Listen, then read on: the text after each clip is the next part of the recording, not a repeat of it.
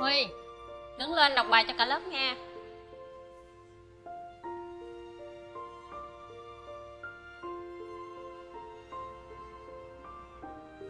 Bước tới đèo ngang bóng xá tề. Em đọc cái gì vậy? Đọc lại coi.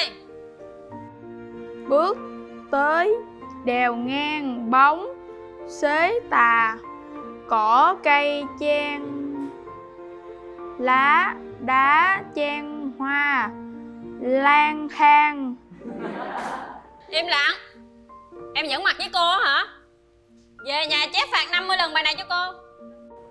Sao chép phạt 50 lần cô? Chứ muốn làm sao? Em xin 20 lần. Không có trả giá gì hết á.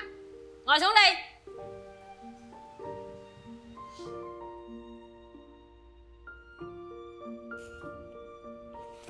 Chào các bạn. Ngày hôm nay Thanh sẽ nói về một chủ đề mà không ít phụ huynh đang rất là lăn tăn, và cũng không ít các bạn trẻ đang rất là lăn tăn. Liệu mình có phải bất thường hay không? Hay liệu con mình có phải bất thường hay không? Đó là liên quan tới việc đọc sách.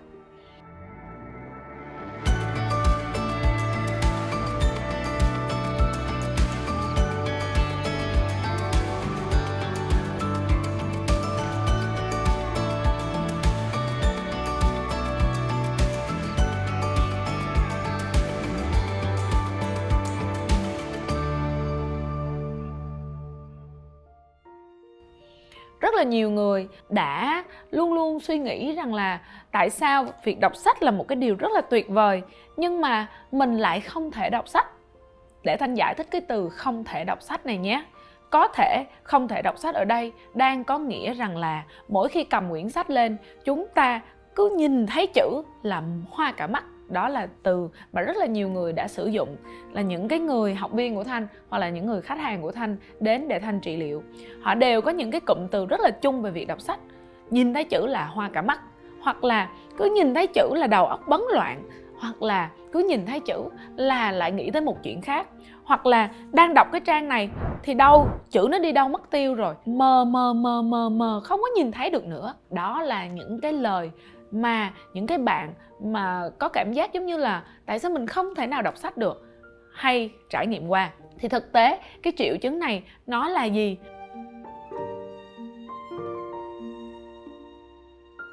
Thực tế đó là một cái triệu chứng của một cái hội chứng, nó gọi là hội chứng khó đọc, dyslexia. Thì cái hội chứng khó đọc này thực tế không phải ít người đang trải qua, mà hầu như số đông học viên trên toàn thế giới đều trải qua.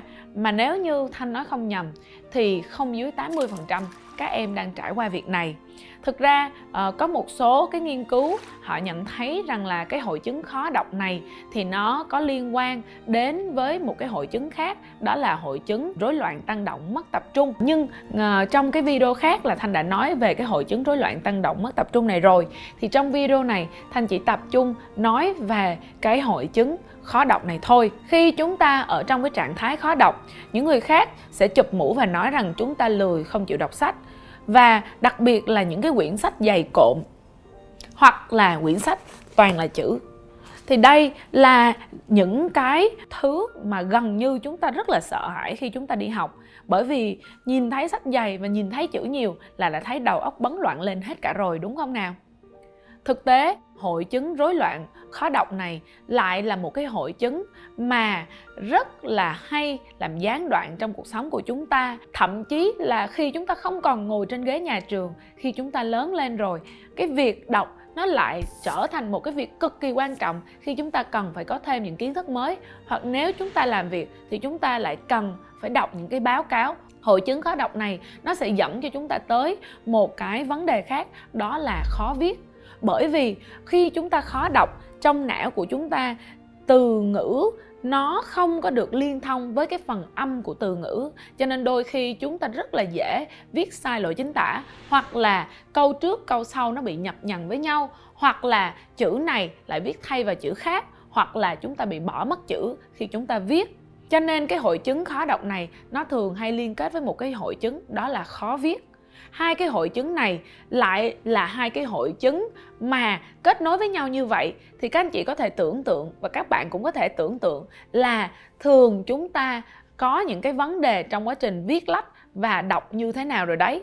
Mà trong khi viết lách và đọc lại cực kỳ quan trọng trong thế giới ngày nay, bởi vì dù bạn có làm gì đi chăng nữa, bạn cũng phải viết.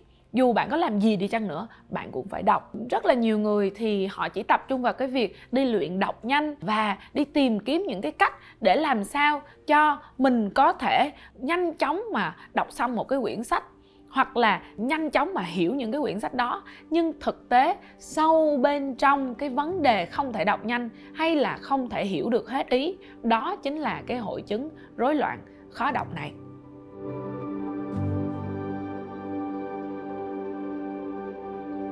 Thì khi chúng ta nhìn những cái chữ mà chữ A trở thành chữ B, hoặc là chúng ta đang nhìn cái dòng này mà nó bị nhảy sang một cái dòng khác, thì đó chính là những cái rối loạn ở sâu bên trong não của mình. Bởi vì cái hệ thống xử lý âm thanh của chúng ta và hệ thống xử lý hình ảnh của chúng ta nó không có được liên kết với nhau. Và đó là lý do tại sao đôi khi chúng ta nhìn thấy chữ đó nhưng cái âm mà chúng ta đọc nó lại không có xảy ra đồng thời. Và một số người thì đang xử lý cái việc này bằng việc sẽ dùng một cái bút chì và đo cái chữ đó ở trên quyển sách của chúng ta để chúng ta có thể đọc nhanh hơn. Đây chỉ là một trong những cái cách mà thôi, nhưng nó chưa hoàn toàn giải quyết cái vấn đề sâu bên trong của hội chứng rối loạn khó đọc này. Thì bây giờ Thanh sẽ nói qua những cái nguyên nhân khiến cho chúng ta rớt vào cái hội chứng khó đọc này hoặc là hội chứng khó viết này nhé. Khi chúng ta được sinh ra, có thể là lúc mà chúng ta còn ở trong bụng mẹ, hoặc là thậm chí trước khi chúng ta vào trong bụng mẹ, có nghĩa là chúng ta vẫn còn là những cái mã gen di truyền ở trong bố của mình và ở trong mẹ của mình, thì chúng ta có thể đã bị di truyền những cái vấn đề liên quan tới việc khả năng đọc và khả năng viết của chúng ta. Bởi vì nếu như bố mẹ của chúng ta là những người có cái hội chứng khó đọc này thì chúng ta cũng rất là dễ là cái người cũng có cái hội chứng khó đọc như vậy. Hoặc là khi chúng ta còn ở trong bụng mẹ thì đã có những cái sự cố gì đó giữa chúng ta và mẹ, hoặc có những cái tổn thương nào đó mà mẹ chúng ta đã gặp phải, thì khi đó bản thân chúng ta đã luôn luôn có cảm giác rằng là tôi không muốn đọc, hoặc là tôi không thích chữ nghĩa. Bởi vì có thể đó chính là cái quyết định của mẹ chúng ta hoặc của những người xung quanh mẹ chúng ta. Và khi chúng ta sinh ra đời, trong cái quá trình mà mẹ chúng ta lâm bồn, có thể não bộ của chúng ta đã bị dư chấn, và những cái dư chấn này nó tác động vào phía bên não trái của chúng ta. Mà theo như các bạn biết rồi đấy, não trái, cái phần vỏ não trái chính là cái phần não mà nó luôn luôn hỗ trợ và quyết định cho cái việc ngôn ngữ đọc như thế nào và ngôn ngữ viết như thế nào. Và cũng chính vì cái sự tổn thương ở bên não trái và ở phần đầu bên trước não trái như thế này, nó có thể đã tác động đến các cái phần của não mà nó tác động đến hệ thống âm thanh và chữ. Cho nên đó cũng chính là lý do tại sao khi chúng ta chưa tập đọc, chưa tập viết thì chúng ta đã có những cái lỗi liên quan tới cái việc hình ảnh, chữ nghĩa và âm thanh nó đã bị gián đoạn rồi. Và một trong những cái nguyên nhân tiếp theo nữa là có thể trong quá trình chúng ta lớn lên, khi chúng ta tham gia các hoạt động ngoài trời, có thể chúng ta đã bị va đập rất là mạnh vào trong não của chúng ta. Và khi chúng ta bị va đập mạnh như vậy thì sẽ có những cái lỗ hổng trong cái việc liên kết thông tin, liên kết giữa các giác quan, mà đặc biệt đó là giác quan thị giác và thính giác. Khi chúng ta có vấn đề giữa sự kết nối giữa giác quan thị giác và thính giác thì cái việc đọc nó cũng sẽ trở nên khó khăn và nó không có được thông suốt. Tiếp theo nữa, một trong những cái lý do nữa đó là khi chúng ta đi học hoặc khi chúng ta phát triển lên từ cái giai đoạn từ 0 đến 7 tuổi, từ 7 đến 14 tuổi, đó là cái giai đoạn mà chúng ta tương tác và tiếp cận và lắng nghe cũng như thẩm thấu tất cả những việc xảy ra ở môi trường xung quanh.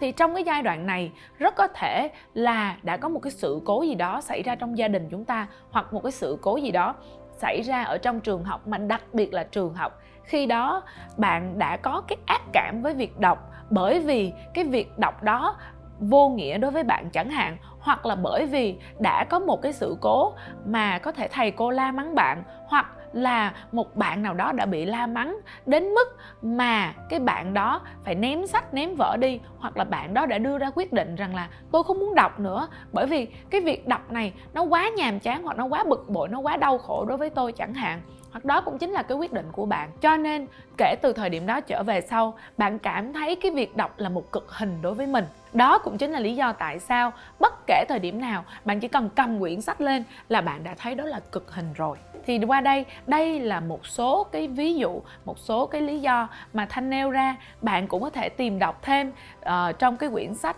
Dyslexia để mà hiểu thêm về cái hội chứng dyslexia này nhé.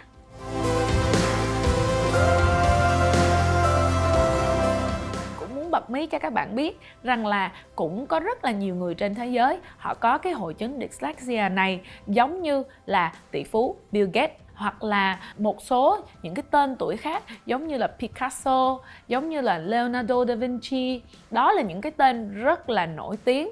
Và thậm chí có những người là những người được nổi tiếng bởi vì cái khả năng học thuật của họ. Thì những cái người này họ cũng có cái hội chứng rối loạn khó đọc, nhưng tại sao họ vẫn có thể vượt qua và trở thành những con người tuyệt vời nhất của họ? Đó là bởi vì họ đã phát hiện ra những cái khả năng đặc biệt của mình khi mà họ là những người bị cái hội chứng khó đọc này.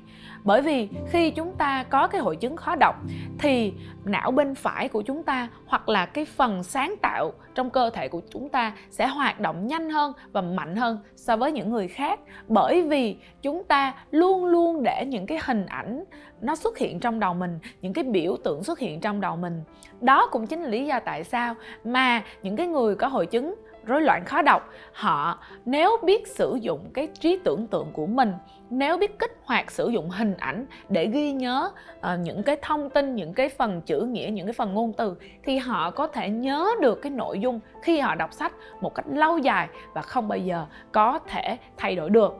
Hoặc thậm chí họ có thể liên kết nội dung còn tốt hơn những người không có hội chứng rối loạn khó đọc này. Lấy ví dụ là Leonardo da Vinci, ông là một trong những thiên tài hàng đầu của thế giới. Mọi thế kỷ, mọi thập kỷ đều phải ngã mũ trước cái sự thiên tài của ông. Bởi vì ông không phải chỉ là một họa sĩ như nhiều người biết đến, mà ông nổi tiếng là một nhà quân sự học, là một nhà phát minh lỗi lạc của thời kỳ phục hưng, và cũng giống như ông là một trong những người mà đã tạo nên chiếc máy bay đầu tiên của thế giới, và ông cũng chính là người đã tạo nên hệ thống giải phẫu học, tỷ lệ học của con người.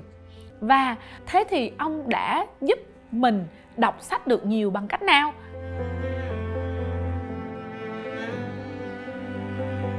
Đó là ông đã sử dụng hội họa để vẽ lên những cái suy nghĩ của mình, những cái nội dung bài học đó. Và đó cũng chính là lý do tại sao mà ông đã phát triển cái kỹ năng vẽ thần sầu đến mức mà những cái bức tranh của ông được rất là nhiều người biết đến. Và không những vậy, ông cũng đã dùng âm thanh và dùng nhạc cụ để khiến cho não bộ của mình luôn luôn được trôi chảy, được lưu thông, để mà ông có thể đọc và hiểu được tốt hơn. Thế thì nói ở đây, đó cũng chính là một trong những cái cách mà trong cái quá trình các bạn học, các bạn có thể áp dụng. Đó là sử dụng nhạc, sử dụng vẽ để có thể giúp cho não bộ của chúng ta có thể được liên thông với nhau.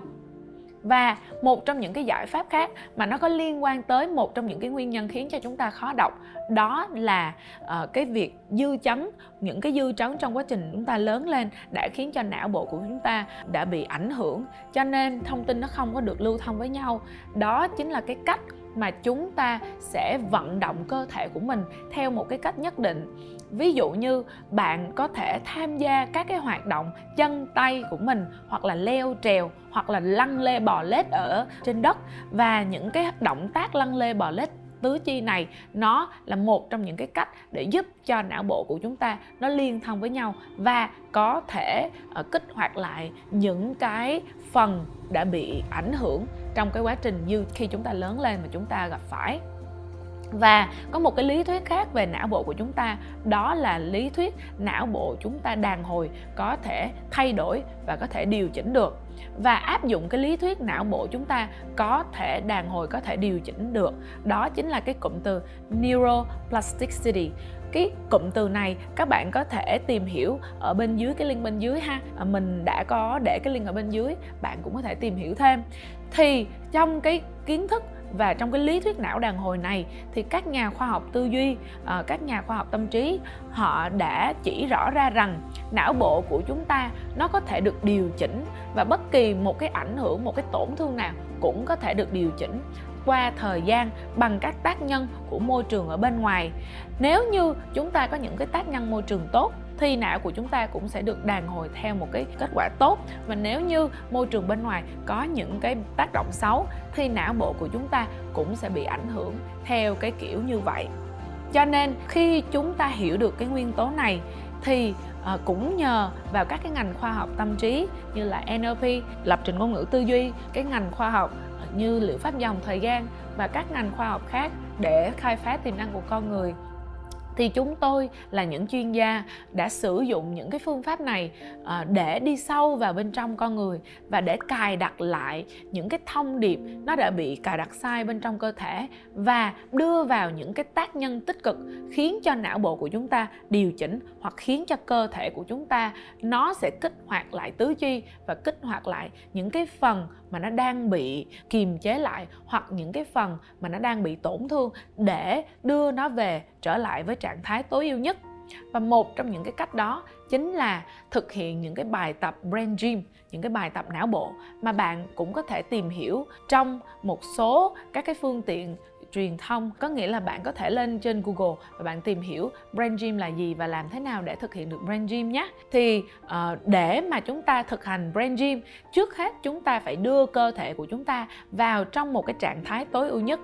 Và trong các chương trình huấn luyện của Thanh thì Thanh sẽ giúp cho các bạn là những bạn trẻ hoặc là con em của các anh chị, nếu các anh chị đang xem video là phụ huynh, đưa vào trong cái trạng thái tối ưu nhất.